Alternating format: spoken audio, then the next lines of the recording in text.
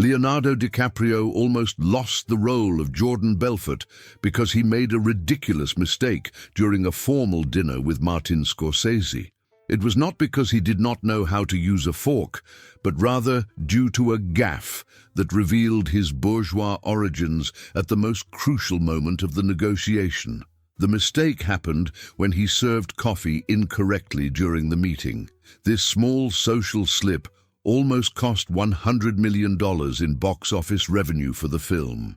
You can master the art of tailoring, wear $50,000 watches, and drive an Aston Martin, but if you make a mistake when serving coffee, everyone will know that you were not born into the elite.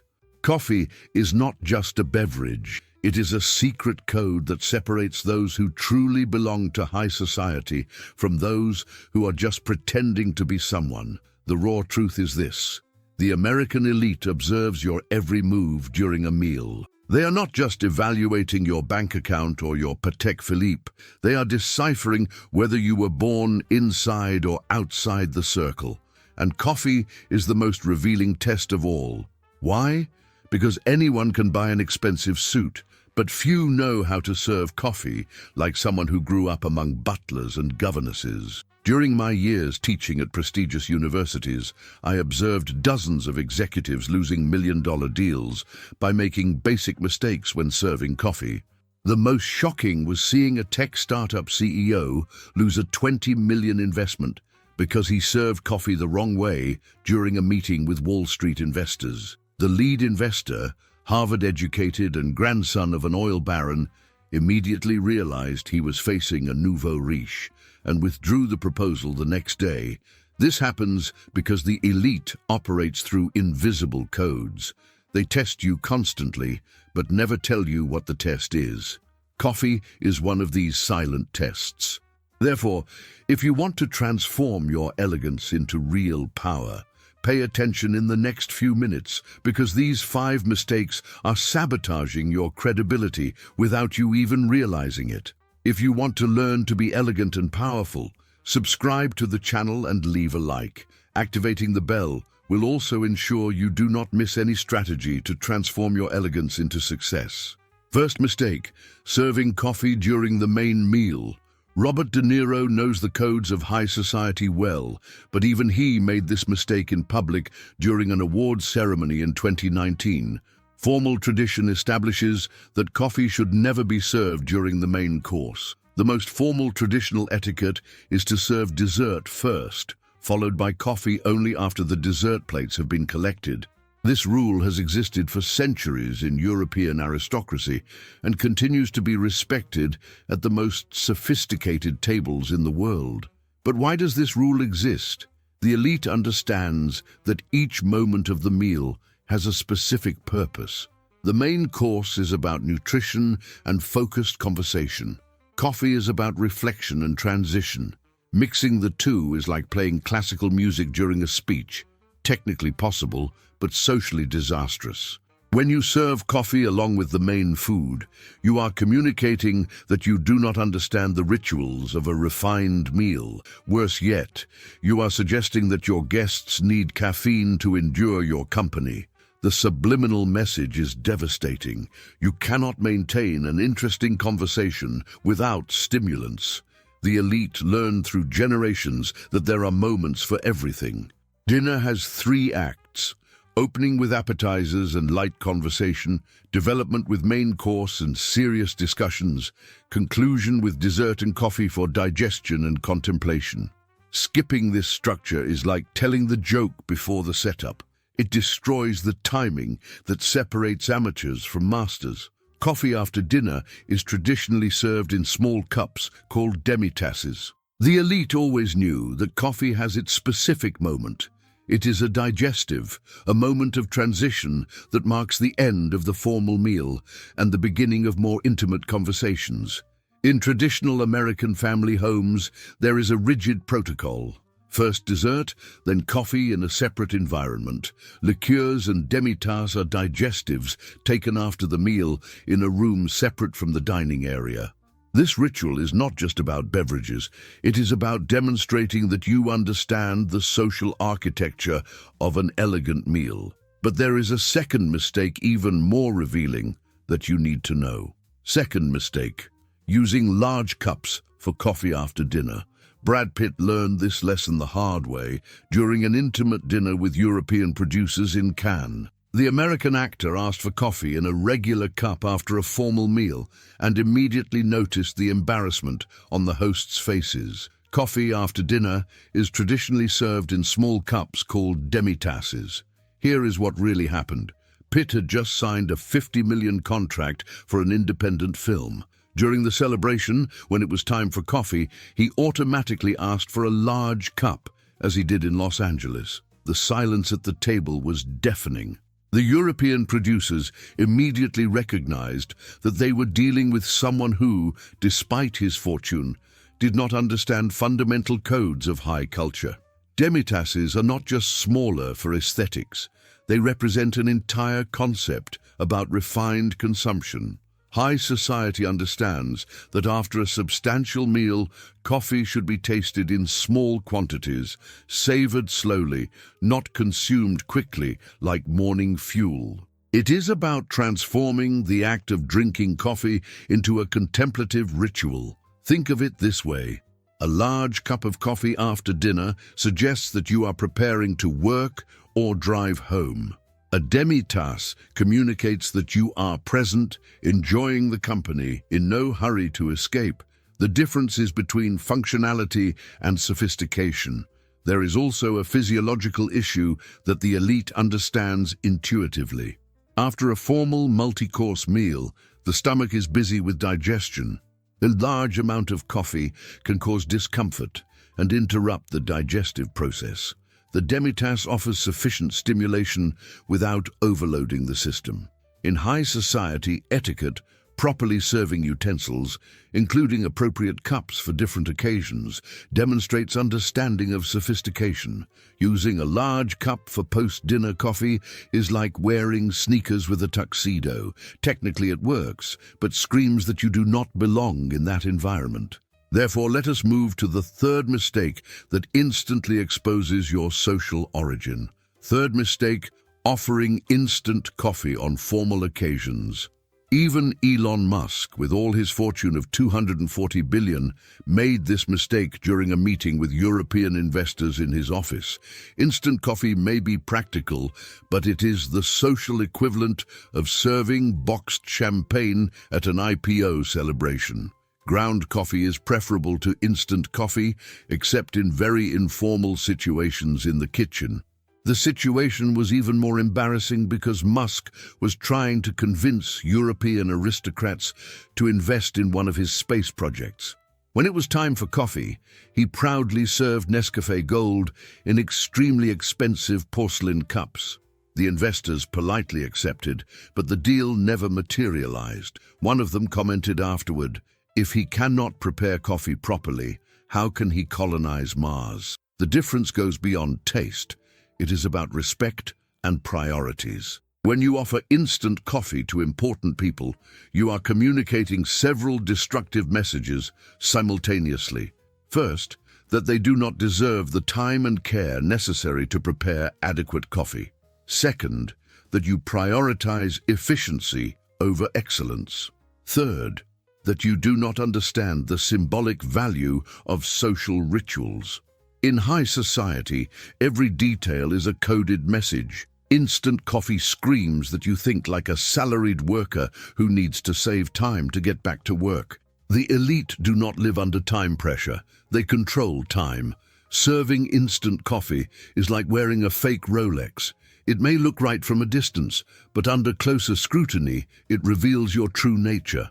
There is also a question of authenticity that the elite values obsessively. They grew up in homes where every meal was an event, where every beverage had known provenance. For them, instant coffee is not just inferior, it is inauthentic, processed, artificial. It is everything that high culture rejects. There is no need to offer complicated espressos or a wide variety of blends at home, but the coffee should be of quality. The secret is not in impressing with $20,000 machines, but in demonstrating that you value basic quality. A simple but well-prepared coffee says more about your character than expensive equipment operated incorrectly. But the fourth mistake is even more devastating to your reputation. Fourth mistake: serving coffee without the correct accompaniments. George Clooney, famous for his sophistication, almost ruined a business meeting in 2018 by serving coffee without proper sugar and milk. It is better to serve coffee with cold milk and sugar so that people can add them on their own. This detail reveals whether you understand autonomy and courtesy. The meeting was to discuss a $100 million investment in his film production company. Clooney, confident in his reputation as a gentleman, served black coffee to everyone present without asking for preferences. One of the investors, diabetic, needed sweetener but was embarrassed to ask. Another, lactose intolerant, needed plant milk. The meeting became uncomfortable and the investment never happened. Etiquette requires that you offer options without imposing preferences. This principle goes far beyond coffee. It is about leadership and consideration. When you automatically assume that everyone likes coffee the same way you do, you are revealing an egocentric mentality that the elite recognizes immediately. It is thoughtful to offer decaffeinated coffee because it demonstrates that you considered the needs of all guests. Some people avoid caffeine for health reasons, others for personal preference. Not offering alternatives suggests that you do not think beyond your own needs. Traditionally, only cream would be offered on the tray, but it is also kind to offer milk. The key word is options: refined sugar, brown sugar, sweetener, whole milk, skim milk, cream. The more alternatives you offer elegantly, the more you demonstrate understanding of sophisticated social codes. It is not about complicating. It is about showing that you think beyond yourself. The elite values leaders who naturally consider the needs of others. Serving coffee with multiple options is not servility. It is a demonstration of social intelligence and genuine consideration. There is also a subtle psychological issue. When you offer choices, you are giving power to your guests. They feel respected and valued. When you impose a single option, you are subconsciously establishing a hierarchy where you control and they obey. For the elite, this dynamic is unacceptable. However, the fifth mistake completely destroys any credibility you may have built. Fifth mistake: not using proper trays and saucers. Tom Hanks learned this lesson during a dinner at the White House when he served coffee directly from cups without proper protocol. Coffee should be served on a tray in cups with saucers and teaspoons. Each element has a specific purpose in the social ritual. The incident happened during a charity event where Hanks was helping to serve coffee to important donors. Thinking of being helpful, he began distributing cups directly from his hands, as he would do at home. A White House butler discreetly corrected him, but several international ambassadors had already noticed the protocol slip. The saucer is not decorative, it is functional and symbolic. It protects expensive furniture, offers space for the spoon, and demonstrates that you value the complete experience. Mugs should only be used in informal situations. Using a mug on a formal occasion is like showing up in flip-flops to a wedding. The tray has even deeper meaning. It represents organization, preparation, and respect for the ritual. When you carry multiple cups on an elegant tray, you are communicating that you planned the experience, that you considered the logistics, that you value presentation as much as content. If the coffee was made with a filter or machine, it should be transferred to a simple pot. Never serve coffee directly from the preparation equipment. This exposes the work process when you should present only the refined result. High society always hides the effort behind apparent elegance.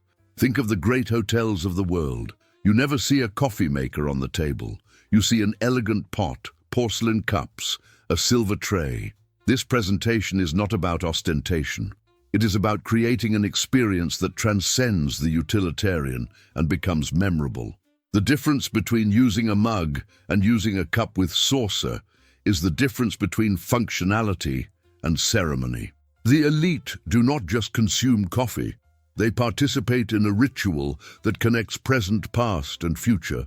Each element of the presentation tells a story about who you are and where you came from. These 5 mistakes may seem like insignificant details, but in high society, details are everything. Warren Buffett does not close billion-dollar deals just because of intelligence. He closes them because he understands that credibility is built through 1,000 small, correct gestures. Coffee is just one of them, but it is a test you can master immediately. Here is what really happens when you master these protocols. People start treating you differently, even without knowing exactly why. There is a subliminal communication that happens when someone serves coffee correctly. The message is clear. This person was educated with high standards, understands social rituals, belongs to our circle. Jeff Bezos understood this perfectly when he was still building Amazon.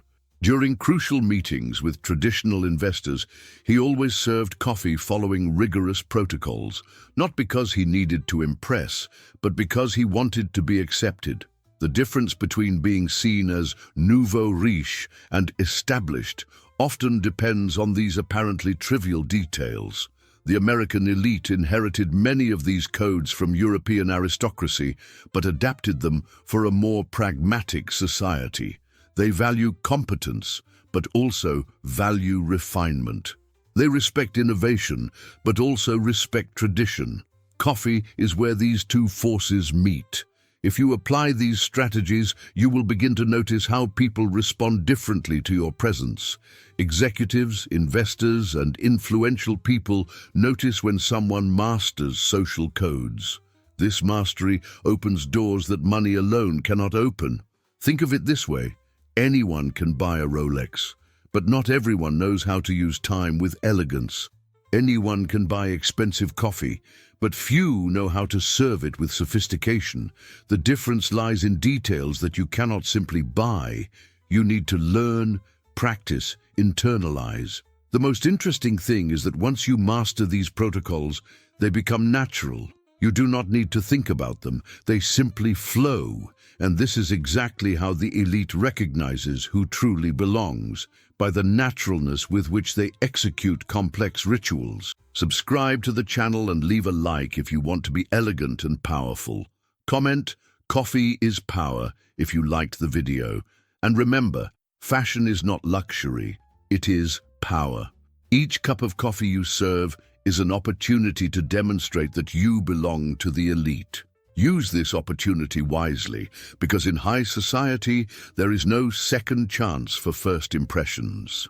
The next time you serve coffee, remember, you are not just offering a beverage, you are taking an invisible test that can open or close doors for the rest of your life.